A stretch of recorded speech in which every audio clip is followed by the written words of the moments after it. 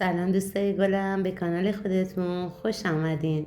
اگر به سرگذشت‌های واقعی دوستان علاقه‌مند هستین و برای حمایت از ما لطفاً کانال رو لایک و سابسکرایب کنید و زنگوله کنارش رو فعال کنید.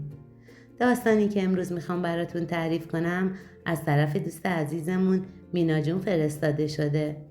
مینا جون میگن میدونم با شنیدن سرگذشت من خیلی کامنت منفی میگیریم، ولی خیلی ها منو قضاوت میکنن. فقط خواهش میکنم کسایی منو قضاوت کنن که خودشون تو زندگیشون هیچ گناهی مرتکب نشده باشن. من دختر تخت آقاری خانواده‌مون بودم. پدرم وضع مالی خیلی خوبی داشت. من از زمانی که خودم رو شناختم یه دختر پرهیجان و پرشر و شوری بودم که هرچی هم بزرگتر می شدم برام فرقی نمی کرد. حتی تو محیط مدرسم همینطوری شر و شیطون بودم. ولی یه خوبی که داشتم، اصلا اهل دوست پسر نبودم. تا اینکه دیگه به یه سنی رسیدم که برام خواستگارای زیادی می اومدن و می رفتن. خواهر من با یه آقای تحصیل کرده ازدواج کرده بود که مهندس بود. کلا من و خواهرم مثل دو قطب متفاوت هستیم. خواهر من از اولم همچین پسری رو دوست داشت که درس خونده و سرسنگین باشه، ولی من نه. دلم یه پسر خوشتیپ و خوش اخلاق میخواست. خواستگارا می اومدن و میرفتن، تا اینکه یه روز که تو خیابون بودم و از همه جا بی خبر بودم، یه آقا پسری منو تو مسیر راه دیده بود و پسندیده بود. دنبالم راه افتاده بود تا خونمونو پیدا کرده بود.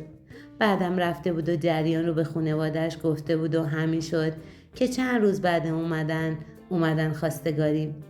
وقتی که اومدن و من دیدم یه پسر خیلی ساده با تیپ خیلی مردونه و سر و سنگینه که من کلا تو ذوقم خورد و اصلا ازش خوشم نیومد.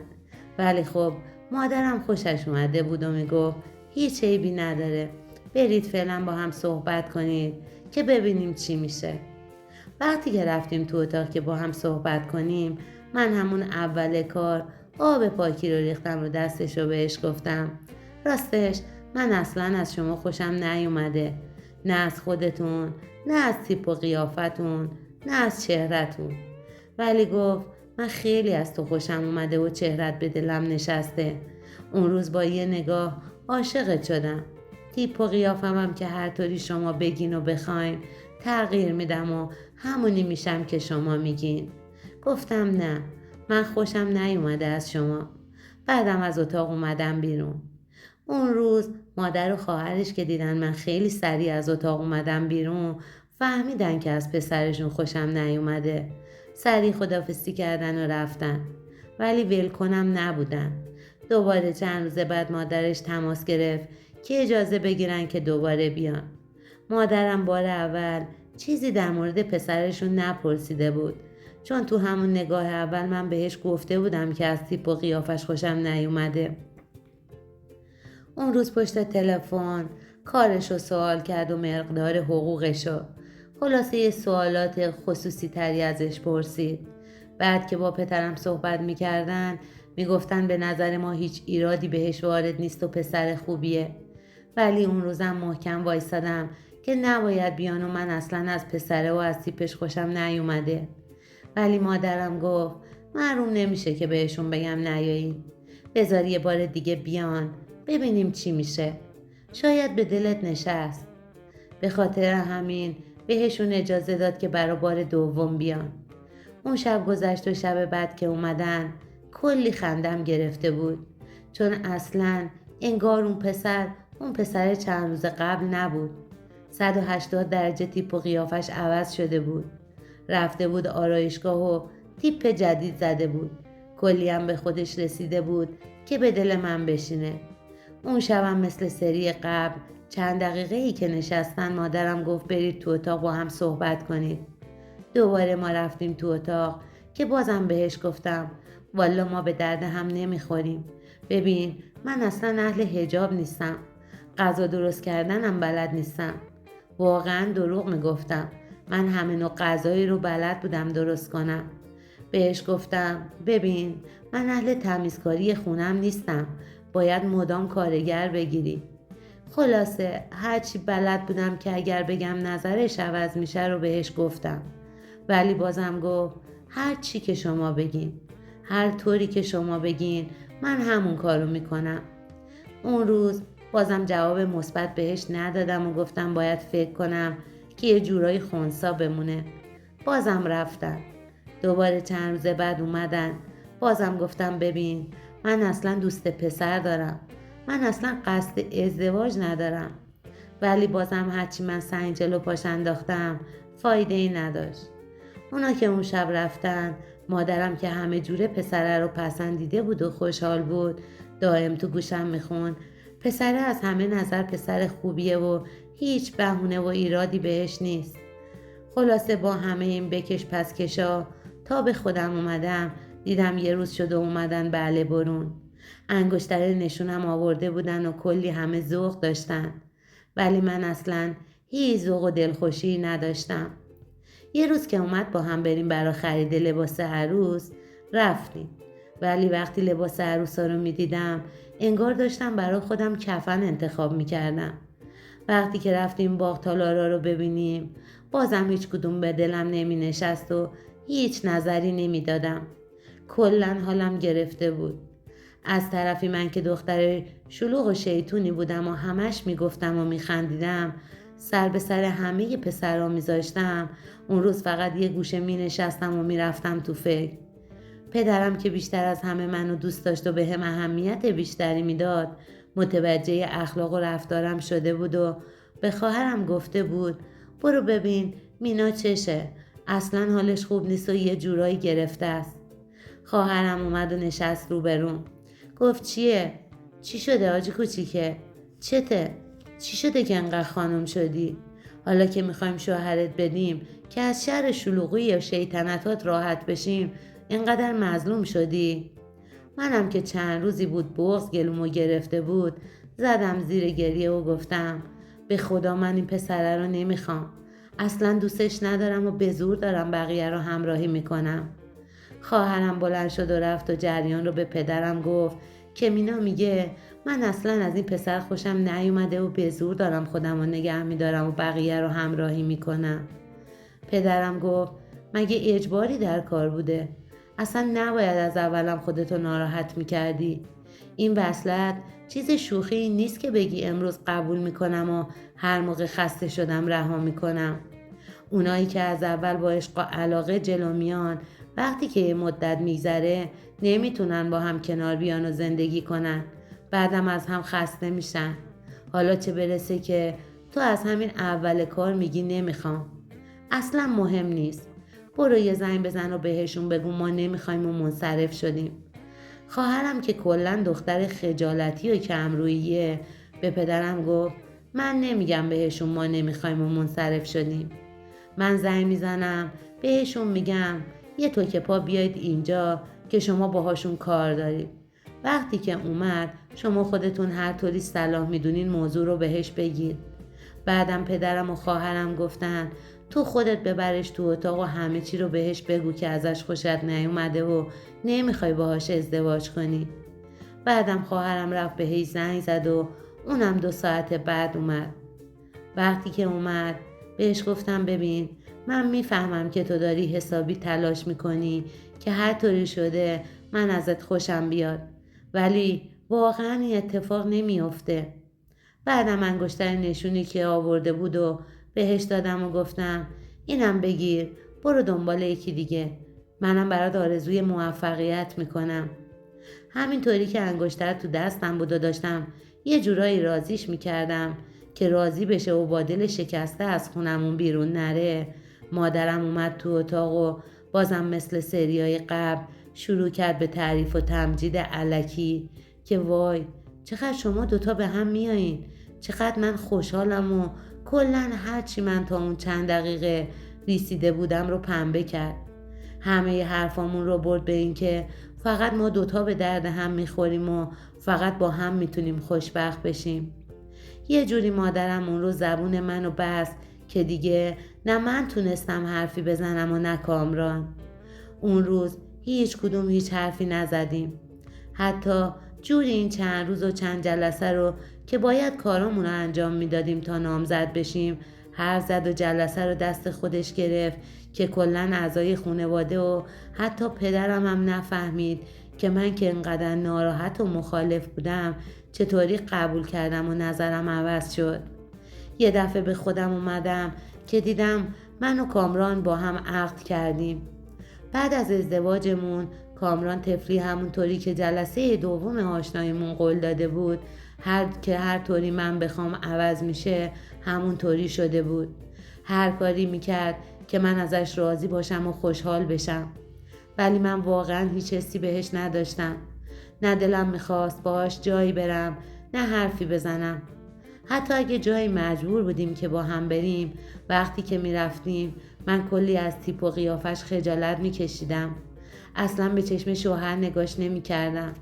هرچی محبت میکرد مهربونی میکرد اصلا به چشمم نمیومد که نمیومد. حتی به خاطر اینکه کمتر کنارش باشم مدام با دوستام قرار میذاشتم و میرفتم بیرون و میگشتم. تفریح میکردیم و خوش بودیم که بلکه خسته بشه منو ول کنه. تا اینکه یه روز تولدم بود. یه ماشین گرون قیمت برام خرید و یه مهمونی مفصل و دوستا و اقوامو دعوت کرد. میخواست یه جورایی خودشو به هم ثابت کنه. ولی نمیدونم چرا قلبم مثل سنگ شده بود. محبتاش اصلا فایده‌ای نداشت. با همون ماشینی که روز تولدم شوهرم برام خریده بود با دوستام میرفتم دور دور میکردم. شیطنت میکردم. با دوستای مختلطمون باغ میرفتیم. گاهی از همونجا بهش زنگ میزدم که شبو میمونم و خونه نمیام. خونه نمیرفتم و تنهاش میذاشتم. اونم به خاطر اینکه هر کاری کنه تا نظر منو جلب کنه تا به زندگی امیدوار بشم چیزی نمیگفت و فقط میگفت مواظب خودت باش. خلاصه چند وقتی از رفت و آمده و مهمونی های مختلط من و دوستام گذشت که یه روز با پسری آشنا شدم به اسم امین. اون روز که خواستیم از هم جدا بشیم شماره تلفن امین رو گرفتم و شماره‌ام بهش دادم. دیگه از اون روز به بعد من و امین با هم تلفنی صحبت میکردیم و ارتباط داشتیم. حالا دیگه اوضاعم بدتر از قبل شده بود. از این طرف امین خیلی منو دوست داشت و به هم محبت میکرد و حرفای عاشقانه میزد. از اون طرفم شوهرم هوامو داشت و کلی به هم محبت میکرد. یعنی من یه جوری شده بودم که هیچ بهونه‌ای نداشتم که بتونم بگم میخوام ازت جدا بشم. گاهی شبا که با امین میرفتم بیرون و شب پیش امین میموندم وقتی که شوهرم زنگ میزد میگفتم با دوستامم و میخوایم تا صبح پیش هم باشیم و خوش بگذرونیم. خلاصه چند وقتی همینطور گذشت و من هم با امین در ارتباط بودم و هم خونه زندگی و شوهرم رو داشتم. تا همون زمان ناخواسته باردار شدم و بعد از چند ماه پسرم به دنیا اومد. بعد از به دنیا اومدن پسرم امین مدام میگفت تو رو خدا از شوهرت طلاق بگیر و بیا با هم ازدواج کنیم. اصلا دلم نمیخواد تو رو با کس دیگه ای شریک باشم. دلم میخواد فقط برای خودم باشی و مدام در کنارم باشی. منم چون خودم واقعا امین رو دوست داشتم و هیچ علاقه‌ای به شوهرم نداشتم دائم دنبال بهانه میگشتم تا یه چیزی پیدا کنم و ازش بهونه گیری کنم. ولی چون خیلی دوستم داشت و همه جوره ای حواسش بهم بود هیچ بهونه‌ای دستم نمی اومد. دیگه وقتی که دیدم هیچ بهونه‌ای نمیتونم جور کنم دلمو زدم به دریا و گفتم من اصلا از زندگی متأهلی خسته شدم. دلم میخواد دوباره برم خونه پدرم و مجردی زندگی کنم. پسرت هم برا خودت بزرگش کن. ولی کامران میگفت ببین اگه فکر کردی با این حرفای صدمنی غازت میتونی راضیم کنی که طلاقت بدم اشتباه کردی. من خانوادم و دوست دارم و طلاقت نمیدم. این حرفا و بچه بازیای من باعث شده بود که به هم مشکوک بشه. به خاطر همین رفته بود و روی ماشین GPS نصب کرده بود که بفهمه من کجا میرم و با کی ارتباط دارم. حالا من باید از کجا متوجه می شدم؟ از جایی که هر موقع من میرفتم پیش امین، موقعی که من اونجا بودم به هم تلفن میکرد و یه بهونه‌ای جور میکرد که منو بکشونه خونه. یا میگفت بچه داره گریه میکنه، یا میگفت که یه کاری برام پیش اومده و باید برگردی پیش بچه بمونی. خلاصه هر بار یه بهونه گیر می آورد یه زنگی بزنه که منو برگردونه بخونه. امین متوجه شد که باید از جایی خبر داشته باشه. شایدم چیزی به ماشین وصل کرده باشه که تا تو میای پیش من سریع تلفن میکنه که برگردی. همون موقع ماشین رو بردیم تعمیرگاه و نشون دادیم که دیدیم بله جی پی اس به ماشین وصل کرده. امین جی پی اس رو برداشت و برگشتیم خونه. چند روزی که گذشت و دیگه من راحت شده بودم از رفتن بیرون، یه روز که از بیرون برگشتم گفت ماشینتو بده، ماشین من تو پارکینگه، سخته بکشم بیرون، میخوام تا سر کوچه برم و برگردم. همون موقع متوجه شدم که چون این چند روز خبر از جی پی اس نبوده میخواد ماشین رو ببره و چک کنه ببینه چی شده. چون تو اون چند روز دائم تو گوشیش برمی رفت و کلاً کلافه شده بود. به خاطر همین من فهمیده بودم که شک کرده. سویچ ماشین رو ازم گرفت و رفت. وقتی که برگشت حرفی نزد، ولی خودم دلم طاقت نیاورد که چیزی نگم. پیش خودم میگفتم الان فکر میکنه که خیلی زرنگه و منو مدام چک میکنه، ولی من ابله‌ام و متوجه نمیشم. وقتی که برگشت و سویچ رو تحویلم داد گفتم چیه؟ رفتی ببینی جی پی اس هست یا نه؟ کسی رو ماشین زنش جی پی اس میذاره که بخواد ازش یه آتو بگیره که طلاقش بده. من که صاف و صادق خودم بهت میگم تو رو دوست ندارم و منو طلاق بده. چرا این کار رو انجام میدی؟ خلاصه من این حرفا رو بهش میزدم، ولی باز محبت میکرد. یه موقع ها خودم به تهش که نگاه میکردم که حالا من جدا شدم، پسرم چی میشه؟ پسرم میشه بچه طلاق. اصلا دلم نمیخواست برا بچم این اتفاق بیفته. به امینم که گفتم بیا فعلا همینجوری با هم باشیم، حالا که نباید حتما من جدا بشم و با تو ازدواج کنم. شوهر منم که صبح زود میره و تا عصر نمیاد خونه. ولی امین همه ی حرفش این بود که من نمیتونم، سکته میکنم وقتی که میبینم تو خونه ای و شوهرت در کنارته. حالا دیگه فشاراش خیلی زیادتر شده بود. بیشتر روزا میومد جلوی خونه ما و سر و صدا میکرد. کلی استرس میگرفتم و از آبروریزیش میترسیدم. اینا همه بود، ولی هیجاناتی هم داشت که من دلم میخواست اون هیجانات رو تو زندگیم داشته باشم. شوهر منم یه مردی بود که فقط اهل کار بود. نه سر و زبون داشت، نه بلد بود درست و حسابی محبت کنه و حرفای احساسی بهم بزنه. ولی خب امین برعکس شوهرم خیلی خوب میتونست ابراز احساسات کنه. یه روز که تو خونه نشسته بودیم شوهرم گفت جدی میخوای از من طلاق بگیری؟ یعنی اینقدر از من بدت میاد؟ گفتم آره، من که چندین بار گفتم بهت من میخوام طلاق بگیرم. گفت من زندگیمو دوست دارم، خانواده‌مو دوست دارم، طلاقت نمیدم. بشین یکم فکر کن ببین زندگیمون چقدر خوبه، بیا به هم بیشتر محبت کنیم، دل به زندگیت ببند، سر زندگیت باش، این کارا عاقبت نداره. باور کنید مثل یه پدر که دخترش رو نصیحت میکنه داشت منو نصیحت میکرد که بچه بازی در نیارم و این همه شیطنت نکنم. همش میگفت این همه شیطنت کردی چه فایده ای داشت؟ بیا این شیطنت ها رو بذار کنار. منم فقط گوش میکردم و حرفی برای گفتن نداشتم، چون تو دلم واقعا عاشق امین بودم و نمیتونستم ازش چشم پوشی کنم. از این طرفم از شوهرم هیچ محبت و احساسی نمیدیدم.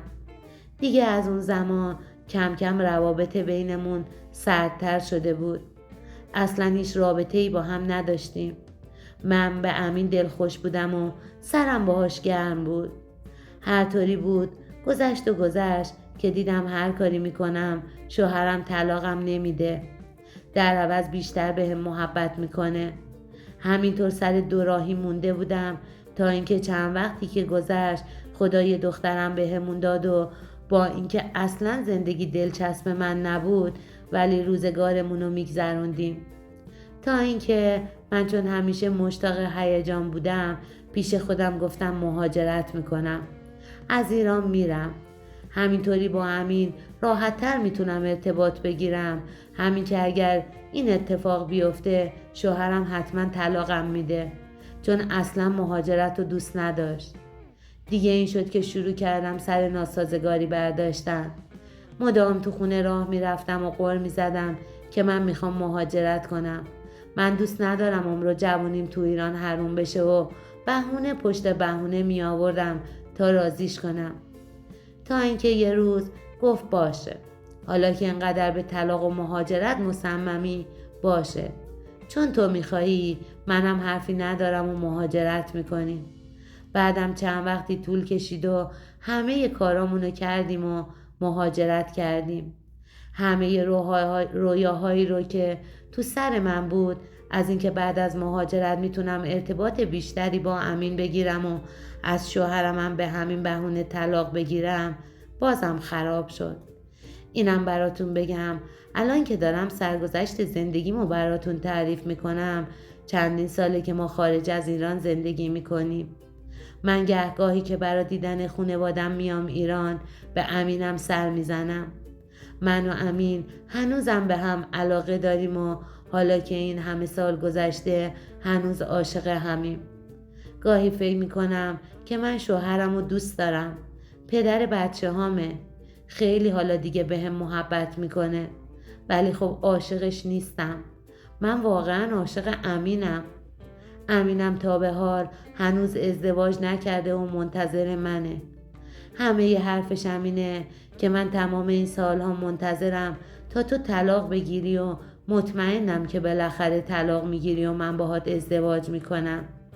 حالا واقعا تو زندگیم سردرگم شدم که چیکار کنم. مینا جون گفتن که همیشه تو سرگذشتایی که دوستان میگن کسی که رفته و این کارا رو کرده پشیمون شده و عاقبتشو دیده، ولی به نظر من اصلا این حرفا درست نیست. من هنوزم امینو دوست دارم و عاشقشم. نمیدونم، ولی فکر میکنم 90% خانوما این احساس رو دارن، ولی یا میخوان بگن که ما آدم خوبه ایم یا میخوان خودشونو برنده بازی حساب کنن. البته من میدونم کارم اشتباهه، ولی خب اشتباهمو دوست دارم. میدونم که دوستم قضاوتم میکنن، ولی همینطور که اول سرگذشتم ازتون خواستم کسایی قضاوتم کنن که خودشون واقعا هیچ گناهی تو زندگیشون انجام نداده باشن. من 25 ساله که ازدواج کردم. حدود 15 ساله که با امین آشنا شدم. سالهاست شوهرم فکر میکنه که من دیگه رابطه‌مو تموم کردم و غیر از خودش با کس دیگه ای رابطه ندارم. سالهاست که دیگه به هم اطمینان داره و محبتش هم خیلی بیشتر شده. ولی خب همونطور اون حرف زدنا و حرف نزدنا، ابراز علاقه نکردنا، همه اینا آزارم میده. هر وقت که امین به هم تلفن میکنه و میگه خوبی عشق قشنگم، این مدلی به هم ابراز علاقه میکنه، من چطوری میتونم فراموشش کنم و برم طرف شوهری که فقط کار میکنه و فقط محبتاش مثل مردای قدیمه، یه طوری که با عملش فقط میخواد نشون بده که منو دوست داره. به نظرتون حالا من با این شرایط باید چی کار کنم؟ اینم براتون بگم که همسر من تمام داراییش رو به نام من کرده و از نظر مالی زندگی خیلی خوب و مرفهی دارم و در کنار شوهرم و بچه هام خوشحالم. یه جورایی بهشون عادت کردم، ولی عشق من هنوز امینه و هیچ مدل نمیتونم از امین دل بکنم. هر روز و شبم و به فکر و به یاد امین دارم زندگی میکنم. دوستان عزیز، به جرأت بهتون بگم سرگذشتی که امروز براتون تعریف کردم و مینا جون برامون فرستادن خیلی از سرگذشت‌های کتاب حال براتون تعریف کردم و در کانال قرار دادم متفاوت بود. راستش هیچ قضاوتی نمی کنم دوست عزیزمونو. فقط از شما دوستان عزیز خواهش می کنم اگر میتونین راهنمایی کنین یا پیشنهادی براشون کامنت کنین که بتونن از پیشنهاد و راهنمایی شما استفاده کنن. ممنون از اینکه امروز هم تا پایان این سرگذشت در کنار ما بودین.